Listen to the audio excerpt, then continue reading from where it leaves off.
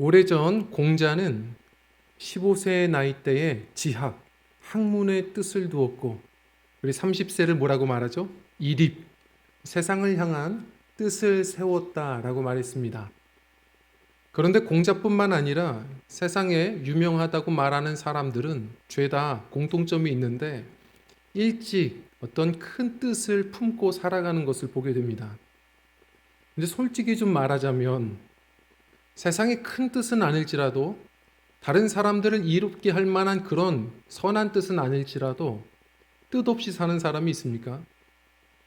사람들은 어렸을 때부터 가르쳐 주지 않아도 다들 저마다 자기 뜻을 가지고 살고 자기 뜻을 내세우며 삽니다. 항상 말 잘 듣던 아이들도 한번 생각해 보세요. 뭐 얘기할 수 있는 게 저희 아이들밖에 없으니까. 저희 둘째 딸도 항상 말 잘 들었다가 어느 순간 지 뜻이 많이 생기죠. 야, 너 그 옷 안 어울려. 야, 너 얼굴이 너무 까매 보여. 이런 거 입어. 그럼 어느 순간 얘기하거든요. 그건 내 스타일이 아니에요. 스타일을 얘기합니다. 10살 나이에. 첫째 딸 아이도 이번에 골치가 아파요. 얘기합니다. 꿈이 생겼대요, 또. 그래서 이번엔 또 무슨 꿈이냐 그랬더니 군인이 되는 게 꿈이라는. 그래서 마음이 어렵고 복잡해지고 그래서 얘기했죠. 군대도 좋은데 공부 열심히 좀 해서 다른 대학도 좀 가라. 얘기했습니다. 저마다 자기 뜻들이 있어요. 그런데 어떻습니까? 부모가 호락호락하지 않아서 많은 뜻들이 다 꺾일 겁니다. 우리 어른들은 안 그런가요? 저마다 뜻이 다 있습니다. 집 평수를 좀 넓히고자 하는 그 뜻을 가지고 최선을 다하시는 분들도 있고, 체력을 좀 높이겠다 생각해서 운동에 최선을 다하시는 분들도 있고, 뭐 영어 공부에 뜻을 두신 분들도 있고, 뭐 여러 가지 뜻들을 가지고 살지만 어떻습니까? 똑같아요. 세상이 호락호락하지 않아서 대부분 많이 꺾이며 우리는 삽니다. 오늘 본문 말씀에도 보면 다양한 인물들이 나오는데 이 인물들이 저마다 자기 뜻을 다 가지고 삽니다. 다 자기 뜻을 가지고 사는데 어때요? 그 뜻들이 다 꺾입니다. 하나하나 꺾이시는 걸 오늘 볼 겁니다. 그러나 그 순간에 조용히 흘러가는 하나님의 뜻이 서는 것을 보시게 될 겁니다. 오늘 우리가 이 말씀을 통해 우리는 잠언서 19장 21절 꼭 암송하셔야 되거든요. 이 말씀이 분명하게 마음에 새겨졌으면 좋겠습니다. 우리 말씀 한번 보기를 원하는데요. 우리 다음 장면 한번 같이 읽겠습니다. 시작. 사람의 마음에는 많은 계획이 있어도 오직 여호와의 뜻만이 완전히 서리라. 아멘. 기억하십시오. 사람의 뜻은 다 무너질 겁니다. 그러나 성도들은 내 뜻이 무너져도 낙심하지 않습니다. 왜요? 하나님의 뜻은 섭니다. 하나님의 뜻만이 온전히 선다는 것을 아는 성도는 오늘도 내 뜻이 무너진 그 순간에 낙심하지 않습니다. 그리고 오히려 하나님의 뜻이 무엇인가를 깊이 묵상하고 그 뜻에 내 뜻을 맞춰 삽니다. 그것이 바로 주님 뜻대로 사는 삶이고 그 사람들만이 세월을 아끼고 그 뜻을 온전히 이루시는 그날에 함께 영광에 참여하는 은혜를 얻습니다. 오늘 세 사람이 나오거든요. 우선 아이도벨이라는 사람이 나와요. 미리 잠시 얘기하자면 이 사람은 아주 훌륭한 지혜로운 다윗의 책사였습니다. 그러나 다윗 왕이 가장 힘들었던 인생의 그 밤에 다윗을 배신했던 사람입니다. 다윗을 죽이고자 하는 뜻을 가졌으나 꺾입니다. 자, 그리고 이 반역을 한 왕권의 욕심을 내었던 셋째 아들 압살롬입니다. 그러나 그도 그 반역이 물거품이 되고 꺾입니다. 그렇다면 다윗은 승리한 걸까요? 아니요. 다윗은 누구보다 계속해서 자기 뜻이 꺾이는 걸 경험합니다. 그리고 조금 있으면 보시겠지만 전쟁터에서도 그 뜻이 꺾입니다. 그러나 하나님의 뜻은 섭니다. 오늘 이 말씀을 우리 함께 살펴보면서요. 우리 어떤 뜻이 꺾이시나요? 우리 하나님의 뜻은 온전히 선다는 것을 기억하고 그 주님 뜻을 더 바라보고 그리고 붙들고 우리가 남은 평생 주님 뜻대로 살기를 결심할 수 있는 우리 지혜로운 시간의 청지기들, 우리 신앙의 여정들이 되시기를 간절히 부탁을 드립니다. 오늘 본문 말씀 이 첫 번째 인물부터 우리 나눠보려고 합니다. 우리 한번 첫 번째 인물, 우리 함께 따라하겠습니다. 아이도벨. 우리 1절 말씀과 2절 말씀, 우리 두 구절을 함께 읽도록 하겠습니다. 시작. 아이도벨이 또 압살롬에게 이르되 이제 내가 12,000명을 택하게 하소서. 이 밤에 내가 일어나 다윗을 추격하며 그가 피곤하고 손이 약할 때에 그를 습격하여 그를 무섭게 하리니 그리하면 그와 함께 있는 온 백성이 도망하리이다. 아멘. 이 아이도벨이 누군가요? 이 아이도벨은 사실 다윗이 간음했던 밧세바의 할아버지입니다. 나이가 좀 많죠. 그러나 우여곡절 끝에 이 밧세바를 다윗이 또 신부로 삼았을 때, 왕비가 되었을 때 함께 바로 이 사람은 이 왕과 가까워지게 되었고, 가까워지다 보니까 너무 지혜로운 거예요. 다윗이 힘들 때마다 조언을 구했던 아주 훌륭한 책사가 됩니다. 자, 그런데 다윗의 이 힘에 눌려서 표현을 못했던 것일까요? 그 마음 안에 손녀를 향한 그런 복수심이 타고 있었던 것일까요?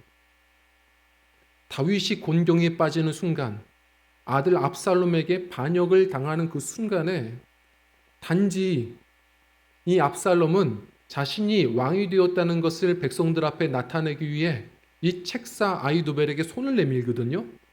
근데 손을 잡은 것뿐만 아니라 이 사람은 총 지혜를 동원해서 다윗을 죽이고자 앞장섭니다. 다윗을 죽이고자 하는 이 계획, 복수심인지 다윗을 향한 질투심인지 그 동기가 뭔지 모르겠지만 이 뜻을 가지고 준비하다가 결국 그 뜻이 꺾이는 체험을 하게 되죠. 이 사람이 이 지혜로 압살롬에게 먼저 해준 전략이 있었습니다. 정말 하나님이 끔찍히 싫어할 만한 얘기들을 해요. 뭐라고 하냐면 이 앞장을 보면 얘기하죠. 당신이 왕위에 오르게 되면 가장 먼저 할 일, 그 다윗 왕의 후궁들을 취하소서. 백주 대낮에 백성들 앞에서 후궁들을 다 취하소서. 이건 무슨 얘기입니까? 이 사람, 이 젊은 사람의 무슨 성적인 욕구를 뭐 해결해라 이런 얘기일까요? 아니겠죠. 이것은 고대 사회에 왕이 다른 나라를 정복하면 정복했다는 표현으로 그 왕의 후궁들을 취하는 모습을 공개적으로 보여줍니다. 이것은 고대 사회의 풍습과 같은 거예요.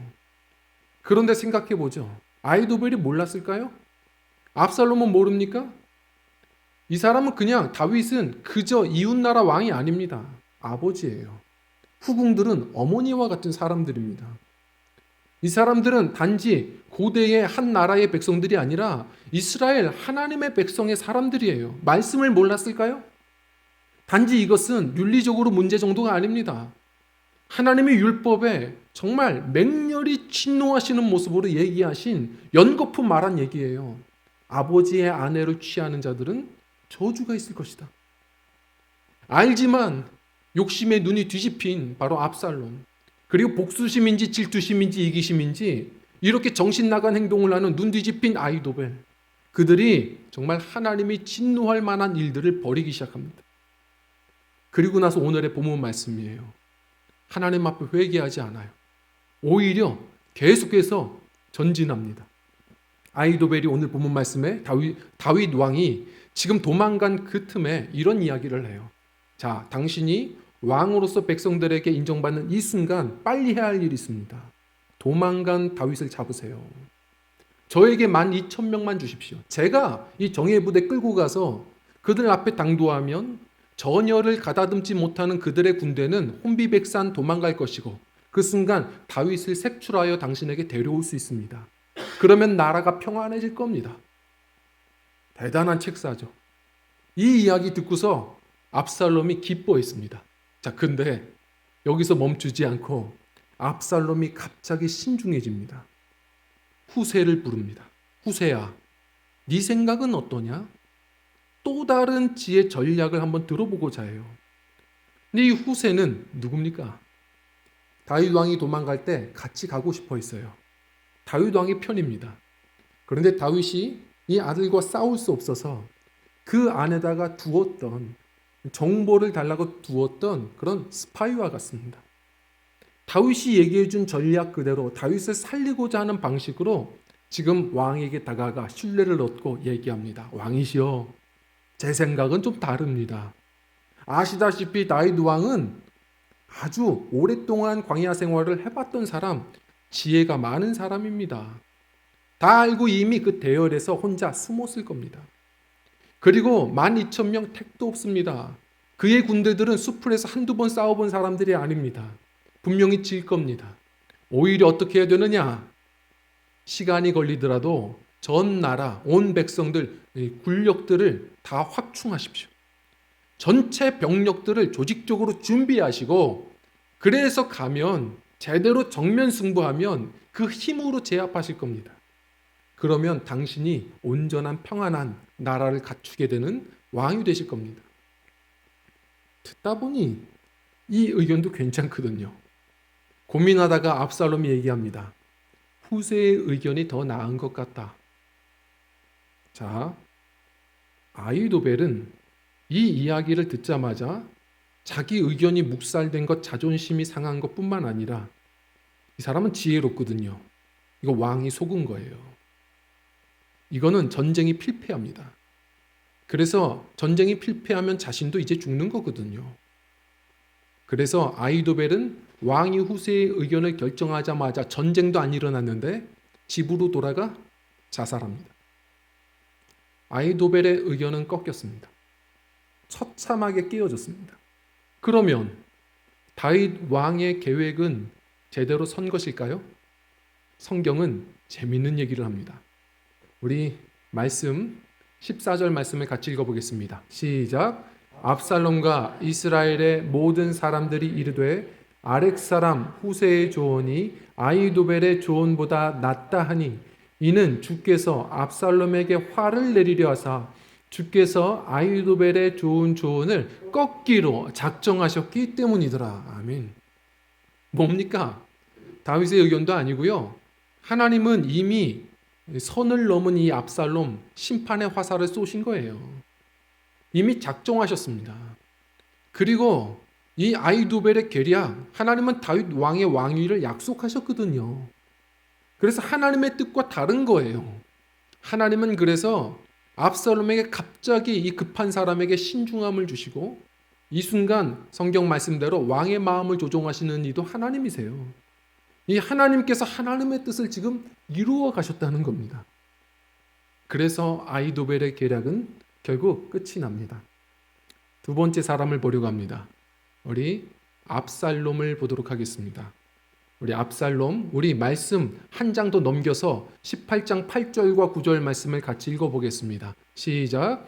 거기서 온 지역의 지면 위에서 싸움이 벌어졌는데 그날 숲에서 멸망당한 자가 칼로 멸망당한 자보다 더 많았더라. 압살롬이 다윗의 부하들과 마주치니라. 압살롬이 노새를 탔는데 그 노새가 큰 상수리 나무 번성한 가지 아래로 지날 때에 압살롬의 머리가 그 상수리 나무에 걸림에. 아멘. 이 압살롬, 성경에 정말 나쁜 놈들 많은데 누가 말하는 것처럼 진짜 나쁜 놈, 그래서 이름도 압살롬이에요. 이 사람은 하나님의 말씀 대부분 다 어기고, 그리고 결국은 지금 이 나라를 뒤죽박죽 만들고 이 아버지 죽이겠다고 총 병력을 동원한 사람입니다. 자, 전투로 나아갑니다. 그리고 드디어 에브라임 수풀에서 다윗의 병력과 마주대합니다. 싸움이 시작됐습니다. 그런데 이 말씀에서 또 재미있는 말씀이 있습니다. 지금 싸움이 시작됐는데 압살롬이 곧장 판세를 읽고 도망을 가려 해요. 왜? 이상한 일이 벌어졌습니다. 오늘 말씀의 8절에 보면 다윗의 병력의 칼로 죽은 자들보다 수풀에서 죽은 자들이 더 많더라 라고 말합니다. 이게 무슨 말입니까? 숲에서 무슨 일이 일어나는지 우리는 모릅니다. 성경은 더 이상 얘기해 주지 않아요. 그런데 다윗의 병력으로 인해서 그 병력들이 죽은 숫자보다 수풀에서, 다시 말해 야생 동물이 출현한 것인지 아니면 늪지대에 깊이 빠진 것인지 산사태가 일어난 것인지 알 수는 없지만 더 많은 병력들이 그 수풀에서 죽임을 당합니다. 우린 기억해야 합니다. 그런 경험 많이 하시지 않았나요? 우리는 자랑할 게 없습니다. 때로 내가 인생의 문제에서 승리할 때 보면 내가 잘해서? 아니요. 하나님께서 다 승리케 하시고 우리가 버스 타는 적이 참 많은 것을 우린 경험해 봅니다. 전쟁의 승리는 어디 있습니까? 솔로몬이 말한 것처럼 어떤 문제가 있으세요? 전쟁이 있습니까? 전투를 위해, 전쟁을 위해 마병은 내가 준비해야 합니다. 최선을 다해야 돼요. 그러나 그 전쟁의 승리는, 이김은 여호와께 있느니라. 승리는 하나님께 있는 겁니다. 그래서 링컨이 얘기한 대로 우리가 어떤 무기가 있는 것이 중요한 게 아니라 우리가 지금 하나님 편에 서 있는지를 항상 우리는 확인해야 합니다. 전쟁은 하나님께서 하게 하시는 거예요. 자, 그런데 압살롬이 딱 판세를 읽고 혼비백산, 지금 막 도망가려 합니다. 도망가는 그 길에 9절 말씀을 보면 또 흥미롭죠. 어떤 일이 벌어져요? 가다가 얼마 못 가서 상수리 나무에, 가지에 머리가 걸립니다. 머리털이 걸려요. 그래서 이 다윗의 신하 요압 장군이 가다 보니까 아주 가뿐하게 딱 보니 사과처럼 나무에 대롱대롱 달려 있어요. 노새는 빠져나가고 그냥 우스꽝스럽게 달려있는 모습을 봅니다. 수치스럽죠. 그런데 요압이 분명히 다윗이 아들을 죽이지 말라고 명령을 했는데도 불구하고 그래서 왕은 거기 계시라고 얘기했던 것 같아요. 분노에 찼던 이 요압이 딱 보자마자 큰 이 막대기로, 장대로 그 사람을 찔러 그냥 죽입니다. 그리고 그 모습을 봤던 신하들이 몰려들어서 아주 수치스럽게 비참하게 칼로 난도질을 하며 죽임을 당해요. 압살롬의 뜻은 이렇게 끝이 납니다. 자, 성도님들, 압살롬은요, 성경에서 어떻게 보면 이 세상에 갖고 싶은 모든 성도님들의 꿈 다 가지고 있는 사람이었습니다. 예를 들어 실력도 있었고, 이 사람은 다윗의 여러 아들 중에 그 가운데 외갓집이 왕가예요. 배경도 좋았고, 이 사람은 얼굴도 잘생겼고, 거기다가 머리털도 많았습니다. 이게 무슨 말이냐? 고대 사회에서 머리털이 많은 것은요, 이것은 영광이었어요. 그런데 여러 가지 장점이 있지만 특이하게도 이 사무엘하 14장부터 보면요, 압살롬에 대해서 장점을 이야기할 때 성경은 뭐라고 얘기하죠? 그의 머리털이 다른 사람들보다 아주 많았다고 표현합니다. 그것만 얘기해요. 복선이죠. 그 머리털 때문에, 그 장점 때문에 죽게 되거든요. 많은 분들이 자신의 장점을 자랑합니다. 제가 목회를 해보면서 느낀 것이 있습니다. 무엇이냐면 성도는 약점 때문에 무너지지 않습니다. 장점 때문에 무너집니다. 성경도 보면 물론 요셉은 승리했지만 요셉은 그 잘생긴 외모, 그 장점 때문에 인생에서 가장 큰 보디발 아내의 유혹을 받습니다. 억울함을 당하죠. 야곱은 꾀가 장점이었지만 그 꾀를 부리다가 그가 고백하는 대로 나그네 험악한 인생을 살아갑니다. 바울 사도는 지식과 철학이 자랑이었지만 그는 그것 가지고 철학의 도시 아테네에 가서 복음을 철학으로 전하다가 처음으로 복음의 큰 실패를 경험합니다. 장점이 하나님이 주신 것 잘 연마하고 주를 위해 쓰면 좋지만 대부분들이 그 장점 가지고 의지합니다. 하나님을 못 보고 그걸 자랑합니다. 거기서 교만하여 넘어지는 일들이 다반사입니다. 압살롬은 자기 장점 믿고 설치다가 결국 기억하셔야 돼요. 수많은 장점, 많은 것을 가지고 있는다 할지라도 하나님의 콧바람이 이렇게 한번 부시면 바람에 나는 겨와 같이 날아가는 게 우리의 연약한 인생입니다. 지금 압살롬 한 방에 끝이 납니다. 그 뜻이 다 꺾였습니다. 하나님의 뜻만이 섭니다.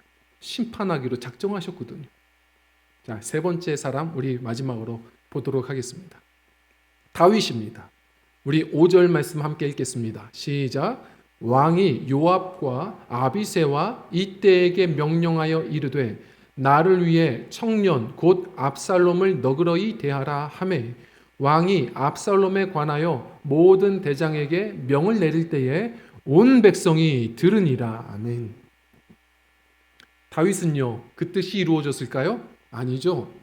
친구에게 배신당하고, 그리고 나라가 혼란스러워지고 쫓김당하고, 그리고 마지막 전쟁터에서 그 아들만큼은 살려다오 얘기했지만 그 마지막 세 번째 아들까지도, 이 소원까지도 결국 꺾여지는 것을 보게 됩니다. 다 꺾였습니다.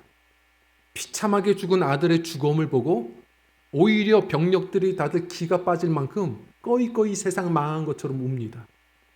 다윗 이해하죠? 아버지니까.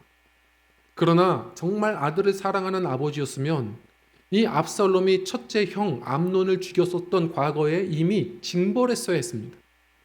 그리고 그를 꾸짖어야 했고 주의 교훈과 훈계로 제대로 진리 안에서 사랑했어야 했었습니다.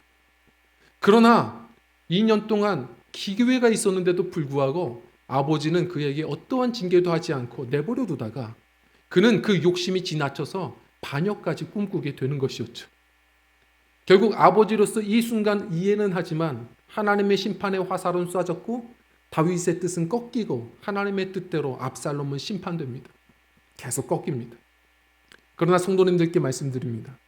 다윗이 다른 이들보다 나은 이유는 그도 똑같이 압살롬처럼 죄를 지었지만 그는 하나님 말씀 앞에 다시 꺾이고 나서 회개하죠. 그리고 아히도벨처럼 이리저리 궁리도 해보고 그렇게 또한 야심을 가지고도 살아봤지만 그러나 자기의 뜻이 허망해질 때 오히려 다윗은 하나님 앞에 나와 주님의 뜻을 바라보고 찬양하게 되죠. 놀라운 것은 기억하십니까? 다윗이 통일왕국의 왕이 된 다음부터 기도하지 않고 어느 순간 찬양이 메말라요. 그러다가 이렇게 친구에게 배신당하고 아들에게 반역당하는 그 순간서부터 시편이 다시 쏟아집니다. 하나님의 뜻이 이루어져요. 다윗의 신앙이 오히려 회복됩니다. 우리 한번 말씀을 읽어보려고 하는데요. 시편 55편 말씀, 이 말씀은 친구 아히도벨이 자신을 배신했던 그때에 썼던 시편으로 많이들 해석합니다. 우리 메시지 성경으로 좀 편안하게 제가 좀 올려드렸는데 같이 화면을 보고 읽겠습니다. 시작. 내 가장 친한 벗이 친구들을 배신하니 자기 말을 스스로 뒤집고 말았다. 내 평생 그의 말에 매료되었던 나, 그가 나를 공격할 줄은 꿈에도 몰랐다네. 음악처럼 아름답던 그의 말이 비수로 변해 내 마음을 찌르다니. 네 근심 하나님의 어깨 위에 올려놓아라. 그분께서 네 짐지고 너를 도우시리라. 선한 이들이 쓰러져 파멸하는 것을 그분 결코 그대로 두지 않으시리라. 아멘. 오히려 다윗은요, 이 마음이 비수가 꽂힌 것처럼 아팠어요. 아히도벨이 믿었던 그 사람이 얼마나 이 배신감이 큰지 비수가 꽂힌 것 같았대요. 그러나 다윗은 그 순간에 낙심만 하지 않았어요. 오히려 하나님께 나아가 기도하며 그는 찬양하기 시작하죠. 자신의 뜻은 허망해졌어요. 자신이 구상했던 참모진들은 점점 더 허망해지고 다 깨어지는데 그 순간 그는 기억하는 겁니다. 하나님의 뜻은 이루어질 거예요. 내가 다시 하나님 앞에 설 때에 하나님께서는 의로운 자들을 반드시 택하여 붙드시고 주님께서는 친히 싸워 승리케 하실 것을 그는 선포하는 겁니다. 그래서 하나님께서 주시는 마음으로 기도하다가 자기 영혼에게도 선포하는 거예요. 내 영혼아, 너는 네 짐을 하나님께 맡겨라. 하나님께서 그 선한 백성들을 친히 지키실 것이다. 우리 성도님들, 그의 믿음이 지금 서고 있는 것을 보셔야 합니다. 자기 뜻이 무너지는 그 순간 그 믿음이 많이 회복되어 가는 모습을 보십니다. 자, 그리고 아들이 이 압살롬이 전 병력을 동원해서 지금 이 다윗을 죽이고자 찾아옵니다. 이 전쟁터, 이 굉장히 두려운 이 순간에 다윗은 어떻게 해요? 하나님 앞에 또 나아가 기도하고 찬양합니다. 시편 3편을 그때 써요. 이 시편 3편이 그때 쓴 시편입니다. 우리 한번 좀 읽어볼게요. 이 메시지 성경 버전인데요. 같이 읽겠습니다. 시작. 주님, 나를 대적하는 자들이 어찌 이렇게도 많습니까? 나를 치려고 일어서는 자들이 어찌 이렇게도 많습니까? 나를 빗대어 하나님도 너를 돕지 않는다 하고 빈정대는 자들이 어찌 이렇게도 많습니까? 그러나 주님, 주님은 나의 방패, 내 명예를 회복시켜 주시는 분, 나를 떳떳하게 살게 해주시는 분이시니 내가 주님을 바라보며 소리 높여 부르짖을 때에 주께서는 그 거룩한 산에서 응답하여 주십니다. 아멘. 너무 괴로웠던 겁니다.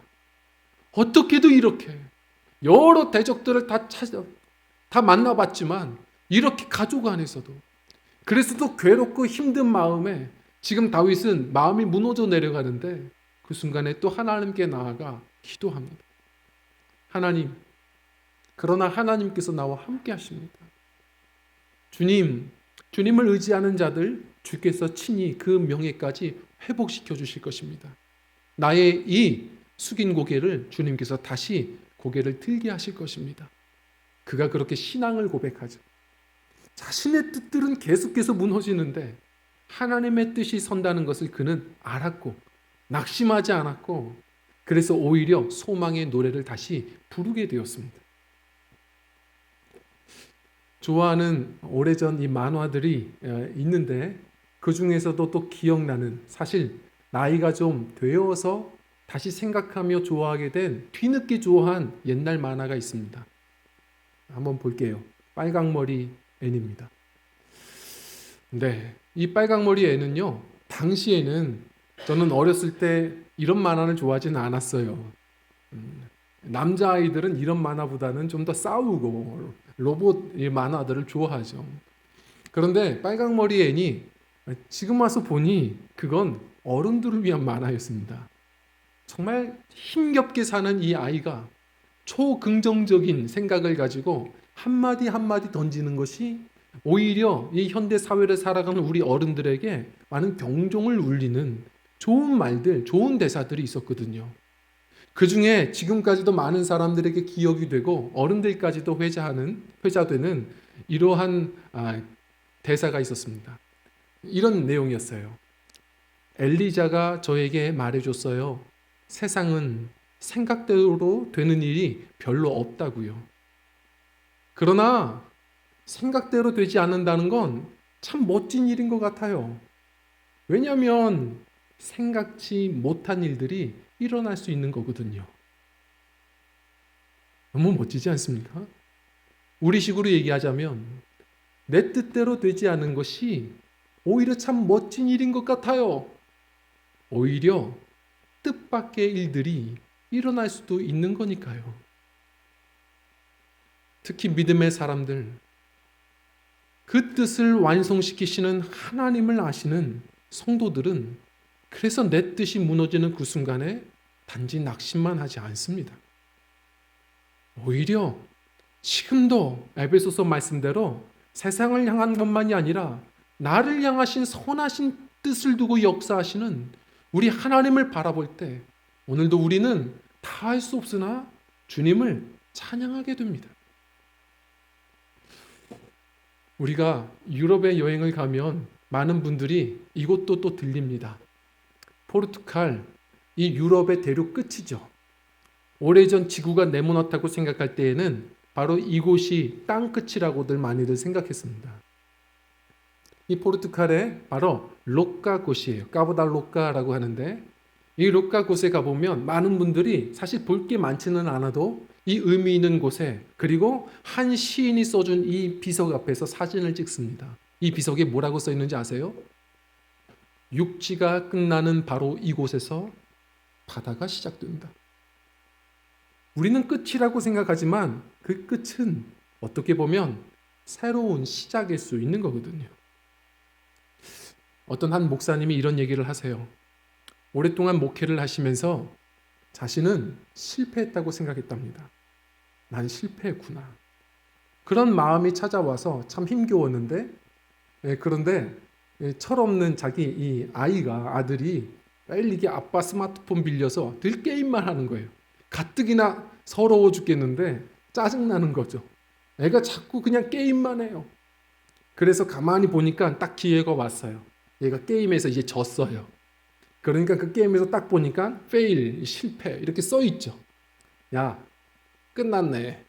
이제 줘. 그만해. 그랬더니 애가 끝나지 않았는데요. 야, 거기 그렇게 써 있잖아. 너 여기 써 있는 단어가 무슨 뜻인지 알아? 그랬더니 알아요. 알아? 무슨 뜻인데? 예, 새롭게 다시 한 판 하라는 거예요. 그때 이 아빠가 놀랬고 오히려 은혜 받았답니다. 아, 똑같은 걸 봐도 어떻게 해석하느냐가 다른 거구나. 믿음의 사람들은 그렇게 해석해야 되는 거구나. 내 목회는 실패했지만 하나님의 목회는 지금도 성공하고 있는 거구나. 내 뜻은 무너졌지만 하나님의 뜻은 계속해서 세워져 가는 거구나. 성도님들, 우리가 가지고 있는 내 뜻이 너무 강하면 어떡하겠어요? 내 안에 있는 초가집이 태워져야 하나님의 계획하신 주님의 성이 서는 것 아니겠습니까?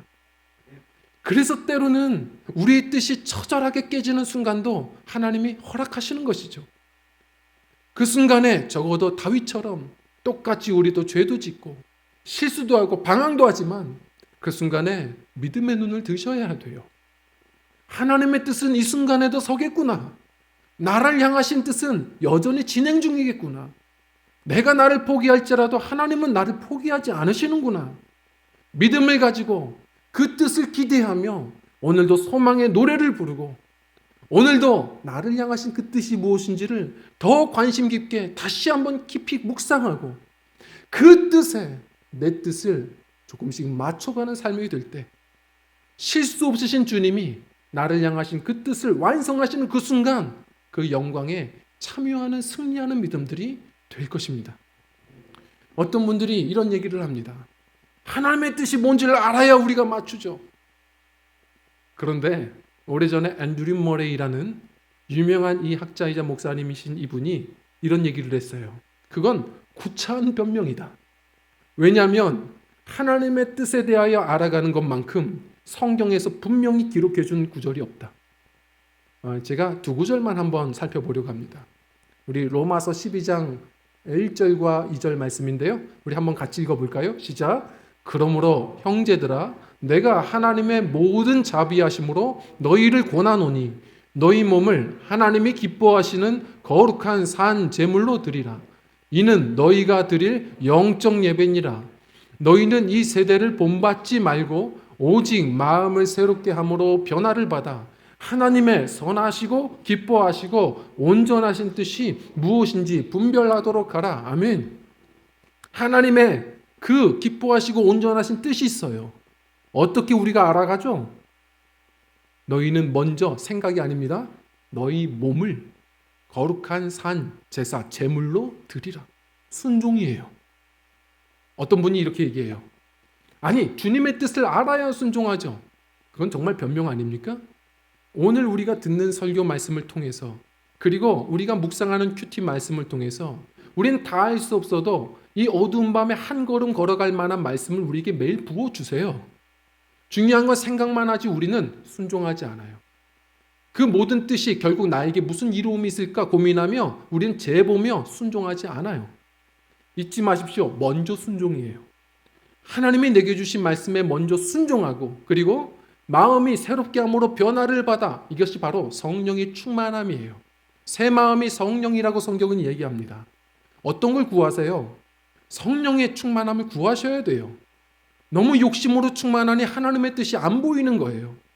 주님의 성령으로 충만함을 사모하고 오늘 주신 말씀에 우리가 한 걸음 순종하여 나갈 때 다시 말해 성령과 성령 충만으로 무장될 때 하늘에 해가 없어서 우리가 안 보이는 겁니까? 미세먼지로 안 보이는 것이고 먹구름이 껴서 안 보이는 거예요. 우리의 영혼이 다시 말해 순종과 성령 충만으로 우리의 영적으로 맑아질 때 나를 향하신 하나님의 구체적인 뜻들이 삶 속에서도 풀어져 보여지기 시작합니다. 말씀 한 구절 더 보죠. 에베소서 5장 말씀입니다. 우리 에베소 5장 17절부터 19절 말씀 같이 읽겠습니다. 시작. 그러므로 어리석은 자가 되지 말고 오직 주의 뜻이 무엇인가 이해하라. 술 취하지 말라. 이는 방탕한 것이니 오직 성령으로 충만함을 받으라. 시와 찬미와 신령한 노래들로 서로 화답하며 너희의 마음으로 주께 노래하며 찬송하며 그 다음 구절이 뭐죠? 범사의 우리 주 예수 그리스도의 이름으로 하나님 아버지께 감사하며 그 다음 말씀 뭐죠? 너희는 피차 사랑으로 서로 종노릇하라. 섬기라. 무슨 얘기입니까? 그 앞서서 말씀처럼 세월을 아껴라. 어리석은 저가 되지 마라. 하나님의 뜻대로 살아야 한다. 자, 그런데 어떻게 성령의 충만함을 입으라.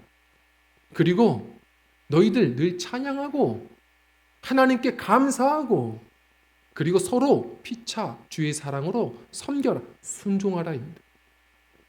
성령 충만하고 내가 오늘 할 수 있는 그 일에 주시는 말씀에 순종할 때 우리가 영적으로 맑아질 때 오늘 이 순간 나에게 계속해서 알려주시고 부어주시는 하나님의 뜻을 우리는 오늘도 분별하게 됩니다.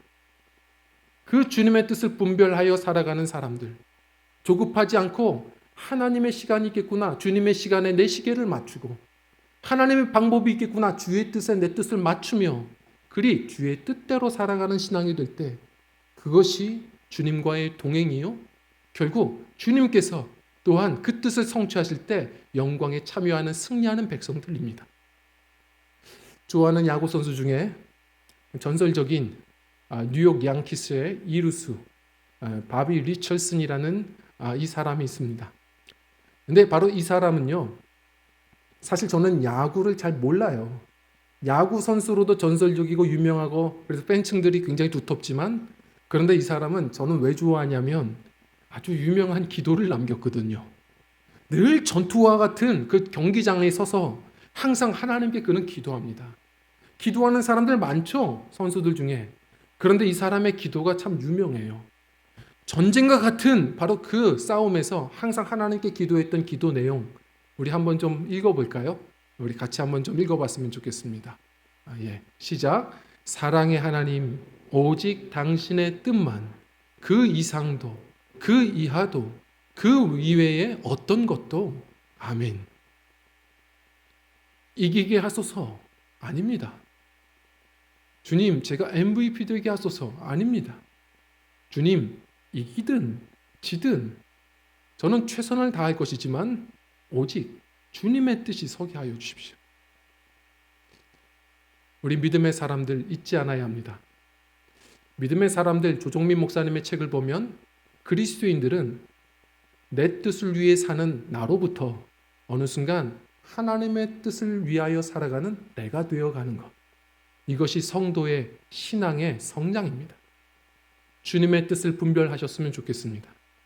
혼미한 이 땅에서 늘 항상 성령의 충만함을 사모하고 순종하는 삶을 살아가셔서 하나님의 나를 향하신 선하신 뜻을 날마다 붙들고 살아가는 신앙이셨으면 좋겠습니다. 때로 그 뜻을 놓쳐서 욕심으로 살아가다가 길을 잃고 내 뜻이 처참하게 무너지는 그 순간 남들처럼 낙심하지 않았으면 좋겠습니다. 오히려 주님 바라보고 그 뜻은 반드시 이루어진다 믿음을 가지고 그 뜻을 구하며 다시 맞추며 또 일어나 걸어가는 신앙들이 되어서 주님께서 그 뜻을 온전히 이루시는 그날에 함께 그 영광에 참여하는 한평생 세월을 낭비함 없이 그리하여 많은 열매 거두는 주님 뜻대로 승리하는 저와 성도님들의 신앙이 되시기를 간절히 부탁을 드립니다. 함께 찬양하고 기도하는 시간을 갖겠습니다.